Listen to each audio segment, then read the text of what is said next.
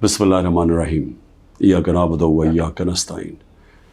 میرے پاکستانیوں، جب میں کرکٹ کھیلتا تھا تو کرکٹ کی دنیا کے اندر اپنے اپنے امپائر ہوتے تھے، جو ہر ملک اپنے امپائر کھڑے کرتا تھا، اور میرے میں 20 سال انٹرنیشنل کرکٹ کھیلا ہوں، تو جو 10 سال تھے، 10 سال سے بھی زیادہ، کوئی 14-15 سال تھے جس میں اپنے اپنے امپائر ہوتے تھے، اور بہت انتشار ہوتا تھا کرکٹ گراؤنڈوں پہ، کیونکہ جب ٹیم دوسرے ملک میں جا کے ہارتی تھی وہ کہتی تھی جی ان کے امپائروں نے ہمیں ہرا دیا، اور کئی دفعہ یہ ٹھیک ہوتا تھا کہ اپنے امپائر اپنی ٹیم کی مدد کرتے تھے۔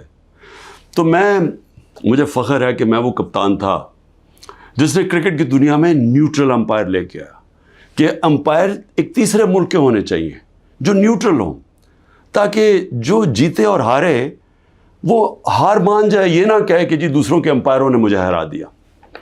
اور پاکستان وہ ملک تھا جس نے پہلی دفعہ کرکٹ کی تاریخ کے اندر ہم نیوٹرل امپائر 1986 میں لے کے آئے، اور اس کے بعد پھر ساری دنیا میں نیوٹرل امپائر آ گئے، اور آج جو آپ کرکٹ میچز پہ گراؤنڈوں پہ دیکھتے ہیں تو وہ سارا انتشار ختم ہو گیا ہے، کیونکہ لوگوں کو فیصلے منصفانہ لگتے ہیں، کیونکہ اب ان کو یہ نہیں لگتا کہ اپنے ملک کے امپائر اپنے ملک کی مدد کر رہے ہیں۔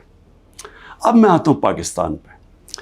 دیکھیں، میں نے جب تحریک انصاف شروع کی تھی 27 سال پہلے، اس کی وجہ یہ تھی کہ میں یہ آپ کو بار بار بتا چکا ہوں، میں پھر آپ کو بتانا چاہتا ہوں، جو ساری دنیا میں پھرا، اور کرکٹ کی وجہ سے ساری دنیا میں نے دیکھی، اور خاص طور پہ برطانیہ کا نظام، کیونکہ میں وہاں پروفیشنل کرکٹ کھیلتا تھا، آدھا سال ادھر آدھا سال ادھر، اور یونیورسٹی بھی ادھر گیا تھا، وہ میں جب جتنا میں نظام سمجھتا گیا، میں اس نتیجے پہ آ گیا کہ جو حضرت علی کا ایک رضی اللہ تعالیٰ کا قول تھا کہ کفر کا نظام چل جائے گا لیکن ظلم اور ناانصافی کا نظام نہیں چل سکتا، میں اس نتیجے پہ آ گیا کہ ہمارا نظام میں جب تک انصاف نہیں ہوگا، ہم ایک وہ جو قائد اعظم کا اور علامہ اقبال کی خواب تھی کہ ایک عظیم مثالی اسلامی ریاست بنانی تھی، ہم نے فلاحی ریاست، اور وہ جس کی بنیاد نبی صلی اللہ علیہ وسلم نے انصاف پہ رکھی تھی، عدل اور انصاف پہ، ہم وہ بن ہی نہیں سکتے جب تک ہم انصاف نہ لے کے آئے ملک۔ اور یہ جد و جہد رہی ہے 27 سال سے، 3.5 سال گورنمنٹ میں بھی بیٹھ کے پوری کوشش کی کہ طاقتور کو قانون کے نیچے لے کے آؤں، لیکن ایک آرمی چیف کے پاس ویٹو پاور تھی، اس نے نہیں مانا، اس نے نہیں کیا، کیونکہ وہ کرپشن کو یعنی ناانصافی کو برا نہیں سمجھتا تھا۔ اب دیکھیں، ابھی جو حالات ہیں میں قوم کے سامنے رکھنا چاہتا ہوں۔ پہلے تو میں اپنا کیس رکھنا چاہتا ہوں۔ اب یہ ہو کیا رہا ہے؟ 12 مئی سے ہم یہ جو جج دلاور ہے اس کے خلاف ہم نے کہا ہوا ہے کہ ہمیں اسے انصاف نہیں ملے گا۔ جس طرح اس نے فرد جرم میرے پہ لگا دیا، میرے سنے بغیر، اور وہ بھی آ کے جب مجھے غیر قانونی طور پہ پکڑا ہوا تھا انہوں نے جیل میں، تو اس نے وہاں آ کے عدالت لگا دی، نہ میرے وکیل کو پتا نہ مجھے پتا، اور وہاں آ کے فرد جرم لگا دیا۔ تو ہمیں تب سے پتہ چل گیا کہ یہاں انصاف نہیں ہمیں ملے گا۔ ہم نے اپلیکیشن فائل کی اسلام آباد ہائی کورٹ میں کہ ہمارا ٹرانسفر کیا جائے، ہم کسی اور جج کے سامنے کیس لگایا جائے، یہ ہمارا حق ہے۔ لیکن بدقسمتی سے اسلام آباد ہائی کورٹ میں جو چیف جسٹس بیٹھے ہوئے ہیں، انہوں نے بھی سب سے زیادہ، جب 9 مئی کو مجھے جس طرح گھسیٹ کے لے کے گئے اور سپریم کورٹ نے کہا کہ غیر آئینی اور غیر قانونی تھا جو مجھے اغوا کیا، اس نے ہائی کورٹ چیف جسٹس اسلام آباد کے ہوتے ہوئے انہوں نے اس کو جائز قرار دے دیا۔ تو ہمیں تو وہاں بھی بڑے گلے شکوے آ رہے تھے۔ اس سے پہلے تحریک انصاف کے ہمارے جو الیکشن کمیشن کے کیسز لگے ہوئے تھے، ہمارے جو وکیل انور منصور، وہ بار بار کہتے تھے کہ یہاں ہمیں انصاف ہی نہیں مل رہا۔ جو فورن فنڈنگ کا کیس تھا، ہم سپریم کورٹ نے کہا ہوا ہے کہ سب کے اکٹھے سنے جائیں، سارے جو باقی جماعتیں ہیں، Peoples Party, Noon League, P T I, اکٹھے سنے جائیں کہ فنڈنگ کدھر سے آتی ہے، ان کے کیس سنے نہ جائیں۔ یہ عامر فاروق کے پاس لگے ہوئے تھے، ہمیں بڑا اعتراض تھا۔ پھر اعظم سواتی، انہوں نے تو باقاعدہ لیٹر دیکھا کہ مجھے یہاں انصاف نہیں ملے گا، اور پھر جب وہ ہوا، پھر اس سے پہلے ٹیرین کیس، جو 3 ممبر بینچ نے، جب 2 ممبرز نے کہہ دیا کہ وہ کیس مینٹینیبل نہیں ہے، جسٹس صاحب نے وہ کیس لے کے بیٹھ گئے. تو ہم نے پھر دونوں کی طرف، ہم نے دونوں ججز کا کہا کہ یہ ہمیں ان امپائرز پہ اعتماد نہیں ہے، یہ ہمارا رائٹ ہے. ہم نے ریکوزل کا کہا. اب آج کیا ہوتا ہے؟ آج جو سپریم کورٹ میں ہم پہلے جب یہاں سے نہیں انصاف ملا، پھر ہم اسلام آباد ہائی کورٹ گئے، وہاں انصاف نہیں ملنا تھا، ہم سپریم کورٹ چلے گئے. سپریم کورٹ نے کہا کہ جو ہماری پٹیشنز لگی ہوئی ہیں ہائی کورٹ میں، وہ سب اکٹھی سنی جائیں. اب آج اکٹھی سنی نہیں گئی پٹیشنز. جو ہماری پٹیشن تھی ٹرانسفر کی، ہماری ریکوزل کی، ہم نے کہا کہ جسٹس عامر کو ہماری نہیں سننی چاہیے ہماری پٹیشنز، وہ بھی ڈسمس ہو گئی، وہ اگنور ہو گئی. جو ہم نے گواہ کا کہا ہوا تھا کہ ہمیں گواہ کا تو موقع دیں کہ ہم فیئر ٹرائل، اور اب تو میں خیر وکیل ہی بن گیا ہوں کہ آرٹیکل کا آئین کا 10A کہتا ہے فیئر ٹرائل کے اندر ہمیں موقع ملنا چاہیے کہ ہم اپنے گواہ پیش کریں. اور وہ گواہ ڈال دیے آگے، اور کل انہوں نے کہہ دیا کہ ہمایوں دلاور ہماری فائنل آرگیومنٹ سن سکے. اب ہماری فائنل آرگیومنٹ وکیل کیسے کرے جب ہمارے گواہی نہیں پیش ہوا ہے؟ یہ فیئر ٹرائل کیسے ہوتا ہے؟ آج انہوں نے یہ فیصلہ کر دیا. تو نہ وہ ٹرانسفر کیا ہمایوں، نہ اس کا سنا ہمایوں کا دلاور کا کہ ہمیں ٹرانسفر چاہیے وہاں سے، نہ انہوں نے سپریم کورٹ جس نے کہا کہ سب اکٹھی پٹیشن سنی جائے، نہ انہوں نے وہ سنا. 7 پٹیشنز تھیں، ان میں سے انہوں نے صرف جو باقی آگے کر دی یا ڈسمس کر دی، اور جو اصل ہم ٹرانسفر چاہتے تھے وہ کی نہیں. اور یہ بھی نہیں اسے باؤنڈ کیا کل دلاور کو، کہ جج دلاور کو، کہ وہ تب تک فیصلہ نہیں کر سکتے، آرگیومنٹس پوری نہیں سن سکتے جب تک ہمارے گواہ پیش نہ ہوں. اب وہ کل کے اوپر پھر ڈال دیے.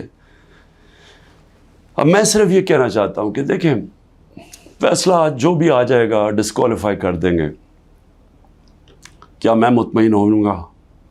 کیا یہ قوم مان جائے گی اس فیصلے کو؟ سب کو پتہ ہے کہ یہ 200 تقریباً کیسز ہیں. مقصد صرف ایک ہے، کسی طرح عمران خان کو راستے سے ہٹایا جائے، کسی طرح تحریک انصاف کو ختم کیا جائے. یہ سب کو پتہ ہے یہ کیا ہو رہا ہے. 9 مئی جب بھی انشاءاللہ کسی دن اس ملک میں آزادانہ تحقیقات ہوں گی، 9 مئی پہ چیزیں سامنے آ جائیں گی.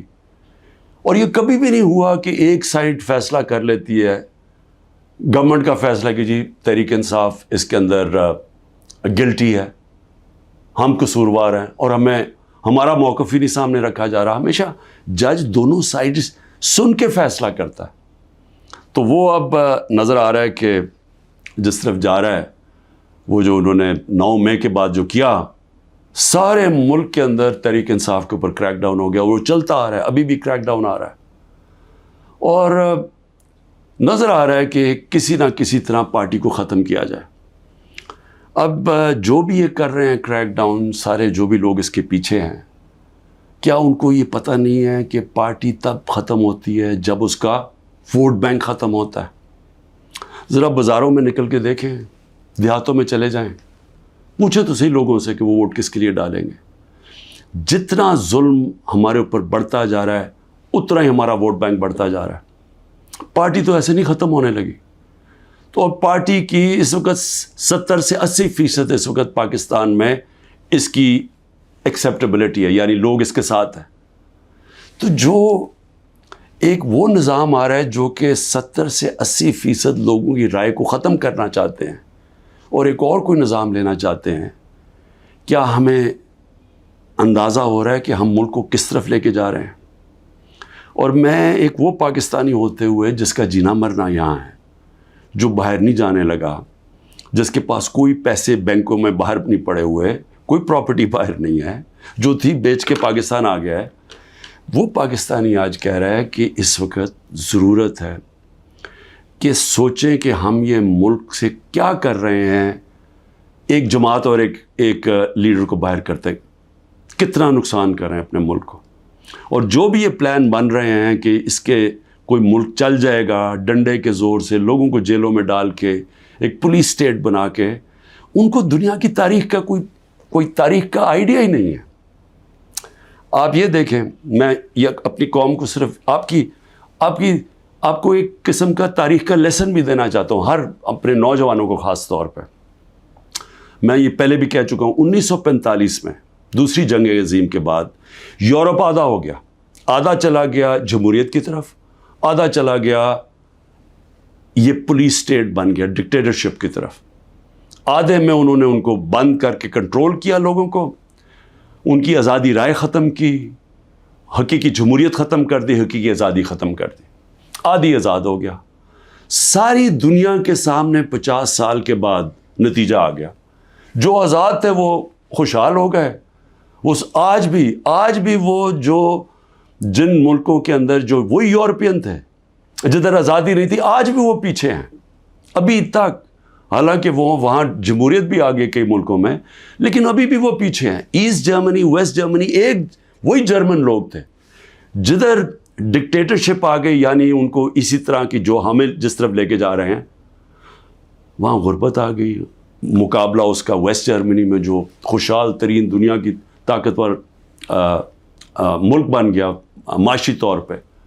تو یہ تو ایک تاریخ ہمارے سامنے ہے. ساؤتھ کوریا، نارتھ کوریا میں وہی ڈکٹیٹرشپ، آزادی رائے بند، آزادی ختم. آج نارتھ کوریا کو دیکھیں، اور جو حقیقی آزادی ساؤتھ کوریا میں تھی، وہ دنیا کا خوشحال ترین ملک بن گیا. تو میں عرض یہ کرنا چاہتا ہوں کہ یہ جو ہم کرنے جا رہے ہیں، یہ ہم اپنے ملک کو تباہی کی طرف دھکیل رہے ہیں. ہم یہ جو ایک عوام کو ان کا جو سب سے بڑا حق ہوتا ہے ووٹ ڈالنے کا، آزادی رائے، ایک منتخب کرے عوام اپنی کون سی گورنمنٹ وہ چاہتے ہیں.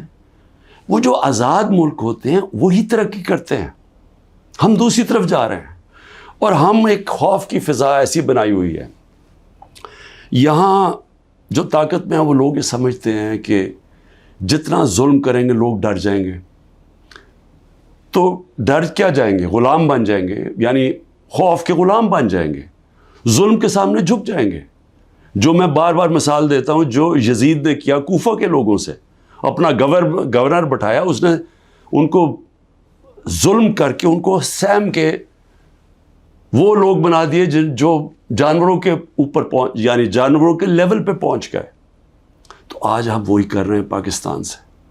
مجھے آج ابھی میں وکیلوں سے مل رہا تھا، انہوں نے مجھے خبر دی کہ جو ہمارے سینئر لوگ جیلوں میں، ایک تو وہ ہیں جو کہ ہمارے کارکن جیلوں میں ہیں، برے حالات میں ہیں، لیکن وہ جوان ہیں، تکڑے ہیں.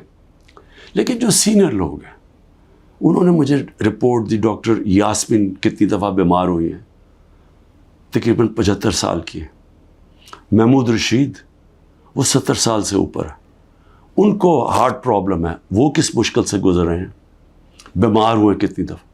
اعجاز چودھری تقریباً 10 kg اپنا وزن لوز کر بیٹھے، ڈائبیٹک ہیں. عالیہ حمزہ بڑی بری طرح بیمار رہی، ابھی وکیل نے بتایا کہ اس باری ملے وہ تھوڑی ٹھیک تھی. تو میں عمر چیمہ کے حالات بتائے، وہ ویٹ لوز کر بیٹھا ہے، اس کی بیوی عدالت میں گئی، ان کو پکڑ کے جیل میں ڈال دیا. تو یہ کیا پیغام دیا جا رہا ہے کہ یہ خوف پھیلایا جا رہا ہے کنٹرول کرنے کے لیے لوگوں کو. اور علی امین، ہمارے پختونخوا کے پریزیڈنٹ، ان کے گھر میں 6 گھنٹے پولیس گھس گئی، کوئی سرچ وارنٹ نہیں تھی. سارا اس کا گھر اجاڑا، چیزیں توڑی. 80 سال کے ان کے والد تھے، ان سے بدتمیزی کی، دھکے دیے، گاڑیاں اٹھا کے لے گئے. تو یہ کیا ثابت کر رہے ہیں اس سے؟ یعنی ہم اس ملک کو کدھر دھکیل رہے ہیں؟